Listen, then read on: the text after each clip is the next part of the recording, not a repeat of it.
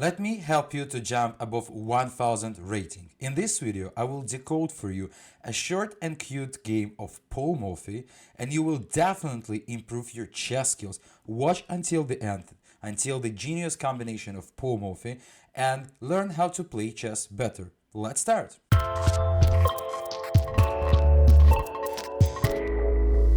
So Morphy started with d4, knight f6, knight f3.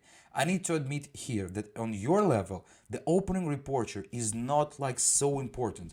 Just play around the center, just develop your pieces in the opening, and just do the castle as soon as possible. That's the three golden rules. By the way, I have the video about it on my channel, so the link would be here, and you will definitely be okay. His opponent played e6, bishop g5, and here first strange approach by black, the move c6, which I don't like completely. It's basically a bit too passive. You need to try to play chess more active all the time.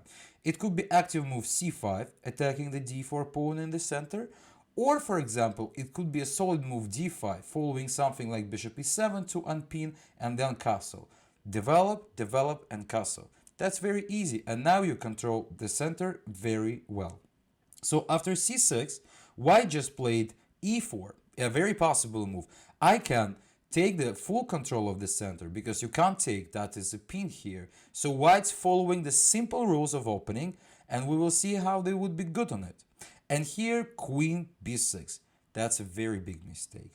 It looks scary that the queen aiming to the pawn on b2, so the pawn could be wasted. It's just a pawn. Don't worry, everything is okay. The point is that white is better in development and better in the center, and we can use it. And Morphy just played knight goes to d2. We are not playing in pawns, we are playing chess. After queen takes b2, for what black played queen b6, right? This way. Just bishop goes to d3. White's idea is very simple. White's trying to keep pressure in the center and to develop pieces as soon as possible. So we want just to go castle short, and that would be basically a good advantage for white because they would have advantage in development and they would be able to launch attack firstly, then black. Basically, computer gives here is around +1 for white. I mean the advantage. It's interesting. Black in fact has extra pawn, but +1 advantage goes for white. d5, too late for the central ideas. Just castle.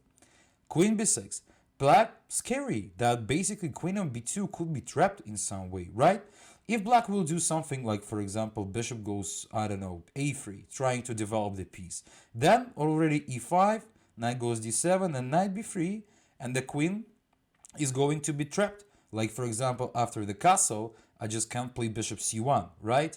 And here the queen or the bishop. And still queen is in a bad position. So development, advantage in development, it's your key. You need to play active in the opening, develop pieces, conquer the center. I will repeat this many times because lots of beginners are not doing this at all, but that's your way above 1000 definitely. So after queen b6, Morphy keep it up. Queen goes e2, a very logical move. The queen staying in front to the king on e8, and we are trying to gain some advantage on it. So again, now if bishop goes to e7, for example, we can just play e5, taking a space advantage on the king side for our future attack. And want to do as black, if knight goes to d7, then in this position, black would stay without the castle. It's extremely tough for them. I can play, for example, in this position, queen e3, to then play queen g5 check or something like this. And that would be very tough again. Or I can play c4 trying to fight for the center one more time. A bad position for black definitely. So if instead of knight d7, black would try to play knight g8, for sure I don't want to take to let the knight back to the game. I want just to play back with my bishop to e3. And that's it. How now to develop this knight? How to make the castle? And you see that most of black pieces are staying passively on the back rank from A to H. So that's why this position can't be good for black. I will play c4. I have ideas to move out the knight and play f4, f5, launching an attack. I definitely would have a big advantage here.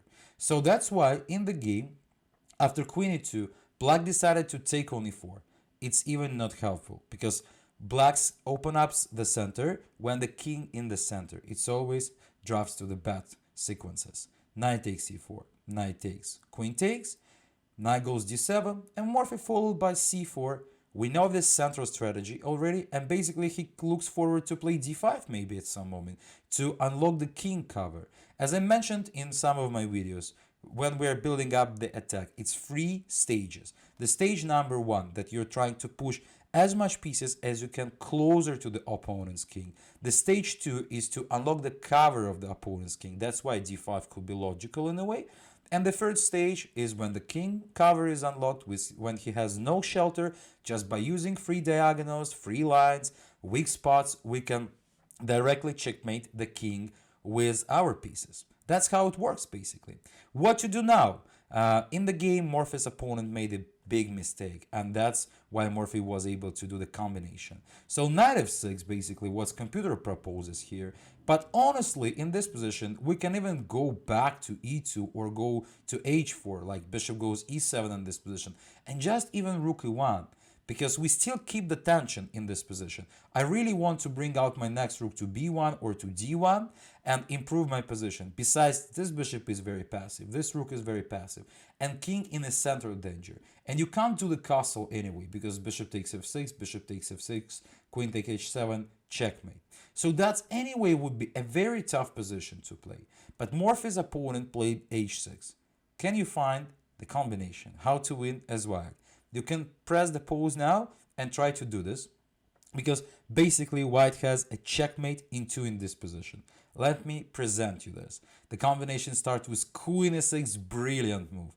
And now on bishop e7 we just have queen takes e7 checkmate. So f takes e6 is the only one, and now the shelter of the king is not here, and h6 created the weakness on g6. Bishop goes g6, acute checkmate by bishops. So this game took only 13 moves for Morphy to win, but he didn't do anything extremely great, I mean like extremely tough, except the final combination, because he just followed the logic of chess. And if you will follow the logic of chess, you will definitely gain more rating points. Stay tuned and don't forget to subscribe to my YouTube channel.